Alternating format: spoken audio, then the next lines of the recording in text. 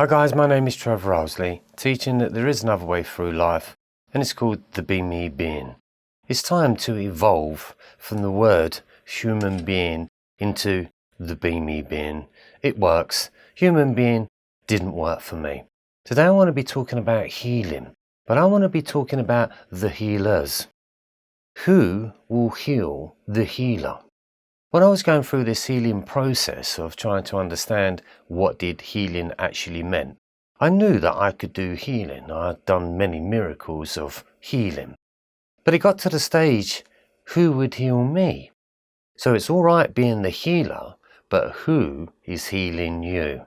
That is the difference. Now, this is what Be Me is all about. I needed to know that I could heal myself because I knew there wasn't going to be someone else out there that was going to do it for me. So it seemed a little bit impossible at the time to be able to heal oneself. So many years ago, about 30 years ago, I was looking at these healers of how fantastic they were and how they done all these miracles and how they healed people of many things. But then I would hear that they died of cancer or they died of whatever they died of. And I used to think, wow, that doesn't sound right. I don't want to die of that. You know, I thought being a healer, you would find this magical cure to be able to heal yourself.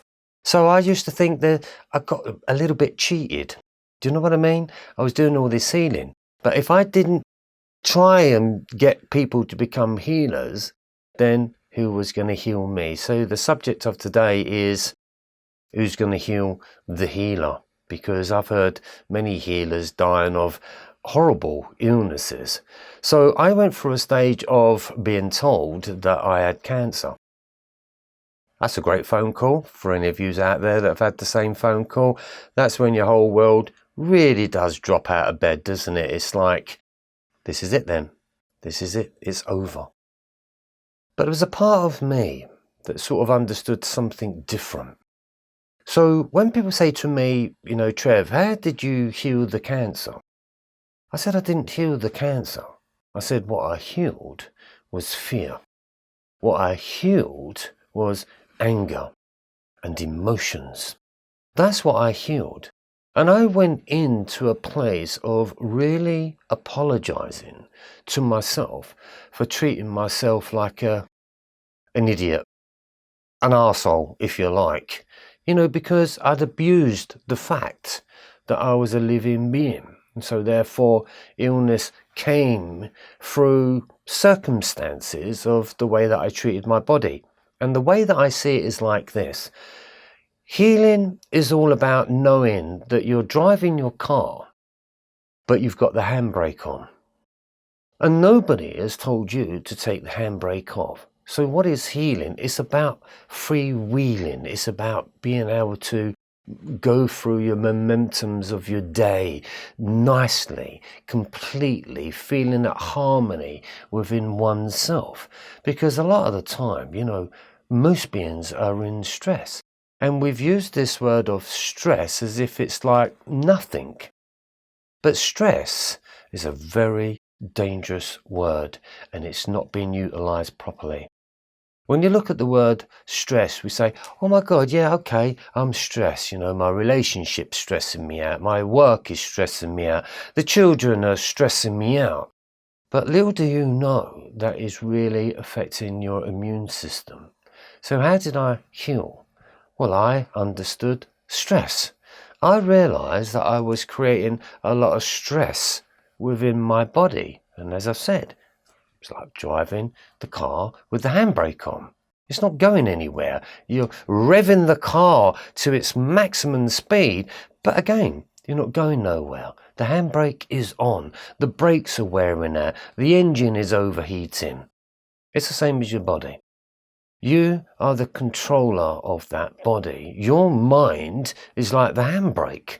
And I know there's a lot of beings out there that would like to feel good about themselves. But it's all about things, isn't it? You want things to make you feel good about yourself. But on the soul's journey, it's about you feeling good about yourself. There's so much stress going on, it's incredible. And I think that's how you run a nation. How do you control a nation? Well, you just put it into stress. It's so stressful, it can't argue the fact and it can't get out of what it's doing. So stress is your big factor in life. Stress is the biggest form of illness there is. So to be able to sort of de-stress yourself, that's where you hear me say, balance my ego, balance my emotions, become mindfully empty. They're all statements of being able to get your body to feel at one with itself. Now here's the most important thing. Your body every day works really hard to keep you alive. But check out your thoughts of how your thoughts are actually killing you off. They're not doing anything for you. So when I got into healing myself, it was like my body went to me, Trev, meet me halfway, mate. Meet me halfway, I'll meet you there, and then we'll have a little chat. So that's what I did. I met my body halfway. I spoke to my body with love, appreciation. I apologized immensely about what my life was all about. But what made it that was I was uneducated, unconscious to the fact that I actually was alive, that this actually was my life. I'd abused the whole thing. So when it comes down to anger, jealousy, this is stress beyond. And as far as I can see it within my own journey, now I'm not saying this is for everyone, I only speak about my journey and what happened to me. But I realised that having 30 years of stress and anger, and I was angry, trust me, really angry, that caused my body to break down. And so how did I heal that? Again, I went into the anger and I started to resolve the anger. And that's when the body went, thank God for that. Now you've met me halfway. Now we can start to run this body a little bit more smoothly. So if you're going through a lot of anger, anger is when you can't control your emotions and you're overreacting of something. So have a look at your reactions. See whether or not it's right to overact in the way that you have, because it's a drama. Stress is a drama, and drama comes when we can't understand what's really going on. I teach people to understand the true meaning of the journey, really, because we go through life, it doesn't mean anything, it just happens. Monday turns into Tuesday, into Wednesday, 1 month, 1 year, 10 years, and before you know it, life has completely disappeared. But you are the placebo. You are the tablet that you seek. You are the alchemist. Look at the word alchemist. Write it down. Alchemist. Split the word A-L, leave a space, chemist. A-L, or chemist. Inside of you is a complete chemistry set. You just got to know how to use the chemicals. And if you can talk to the chemicals in a completely different way, then that's where you reprogram yourself. So that's why I say to beings, stop being human being. It serves you no purpose. It's actually killing you. Go into the beamy way, and the beamy way is more loving. It's more understanding. It takes time. This is transformation at its best. This is what I teach. Transformation. Transform yourself from one idea about who you thought you are into another idea of who you can become. As I've mentioned many times before, it's not a job, but your job is the soul of the job. The goal of the soul is for you to wake up. And that's why everyone on this, well, not everyone is waking up on this planet, but a good majority of people are waking up on this planet. They don't know what they're waking up to. And trust me, it's really scary when things start breaking down and you're letting go of the way that you used to be. And you say to yourself, well, if I let all of this go, who am I going to become?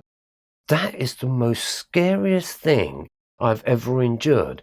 When I was doing hairdressing, and I knew I wanted to be a hairdresser at a very early age, I could see the plan. I could do the structure. I could do the education. I could see that I was going to learn about hairdressing and hopefully have a shop at the end of it and earn money, earn a living, have a life doing something very creative. But when it comes to healing and it comes to awakening, you just don't know who you're going to become. So that's why the message was given to me to be the be me. So it's all about me being me. And it's a strange thing about, you ask a child, what are you going to be when you grow up? And they may say, well, I'm going to be a mechanic, or I'm going to be a pilot, or I'm going to be a designer. Whatever be the case, they will give you some clue or some idea about who they want to be. There was a program on our TV, and it was the modern day English beings that went into the forest in Africa, and they met this African tribe. And the white man turned around and said to this little African guy, this little child, what are you going to be when you grow up? And this little kid just went, I'm going to be a man. Well, there it was, straight away. He didn't have no other idea about what he was going to be when he grew up, because there wasn't a lot there to do. But he just says, I'm going to be a man. So I thought, how fantastic is that? Look at the simplicity of that. That's like healing for me. When I didn't know what I was going to grow into or what I was going to find myself becoming, after the years went by, I discovered that the very thing that I did transform into was a being that was more aware, a being that was more loving, a being that was more controlled, a being that was more than what the human being was all about. I was just a hairdresser. Little did I know I was going to become a philosopher and a creator of a new identity for human beings to adapt to. Because I think it's time. I think it's time that we should become be me beings. Once you understand that life is all about being you, once you grasp what I'm saying, then everything will start to make sense. You'll start to realize the beauty of your life. Now, let's just catch on the word beauty.